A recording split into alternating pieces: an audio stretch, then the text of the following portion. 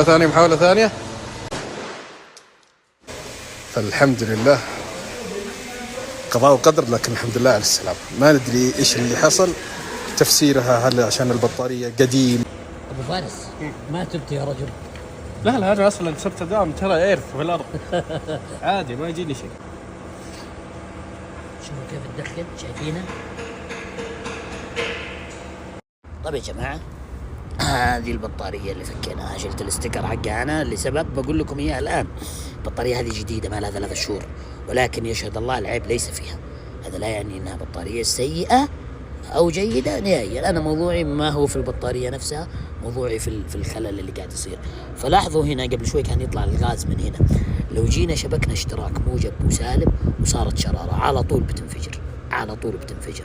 فبغض النظر عن ايش نوعية البطارية، إذا وصلت لهذه الحالة ترى قد تنفجر معاك في أي لحظة مع عمل اشتراك تحديدا.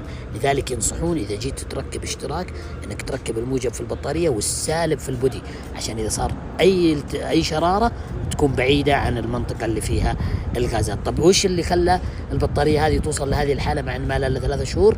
العيب ما هو في البطارية، العيب يا جماعة في الدينامو. دينامو السيارة كان يشحن زيادة لدرجة أنه خرب البطارية.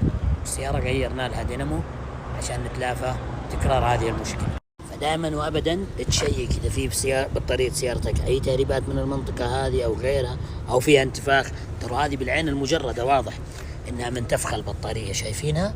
على طول تغيرها. واحذر خصوصا اذا كنت صاحب ورشة وفني قاعد تشتغل انك تسوي لها اشتراك وحالتها زي كذا، خصوصا الاشتراك الكهربائي اللي خلينا نقول الامبير حقه عالي. ترى ممكن في اي لحظه تنفجر. ما هي حالات كثيره، ما هي حالات شائعه انه يقول لك لا لا لا لا لا اخوفك، لا ولكنها حالات حقيقيه قد تحصل. فالسلامه اولا.